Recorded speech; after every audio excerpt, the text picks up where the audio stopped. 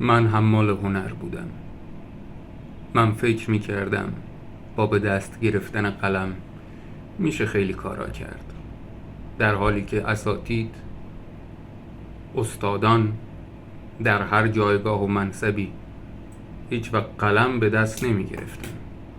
اونا تیشه به دست می گرفتن. من حمال هنر بودم. در طول تمام این سالیان من حمال هنر بودم. هر کجا رفتم کار کردم، حقمو ندادن. چی کنگ بی گوشگ بی شپ ماهکان. سالها کار کردم، از سر و ته هزینه هام زدن، تیزر ساختم، پولمو بالا کشیدن، درس دادم، پولمو بالا کشیدن، نوشتم، پولمو بالا کشیدن، کار کردم با بچه ها، پولمو بالا کشیدن. آره، بودجه ما همین قده. من حمال هنر بودم. کار کردم در شرایط سخت. در دقیقه 90 وقتی ازم کاری میخواستن، بعد انگاری بخوان صدقه بدن، یه چیزی اینجوری میزدن برام. من حمال هنر بودم. در این جامعه سوپر استار شدن اصلا کار مشکلی نیست، فقط کافیه ببینی که چی ازت میخوان.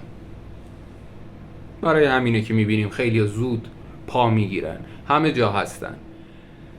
اگر مشهور نشدم و خیلی منو نمیشناسن، برای اینی که من هر کاری نکردم، هر جایی نبودم. و مهمتر از همه مجیزگوی اساتید نبودم. من حمال هنر بودم. هر ندارگ وتی اندرا گیمورید. من حمال هنر بودم. لعنت به من، برای اینکه فکر میکردم همه چیز یه روزی تغییر میکنه، خوب میشه، هنر ضرورت محسوب میشه و جایگاه خودشو تو جامعه پیدا میکنه. چرا؟ چون هنر داره از حقایق صحبت میکنه، اما انگاری هیچ کسی نیاز به حقیقت نداره.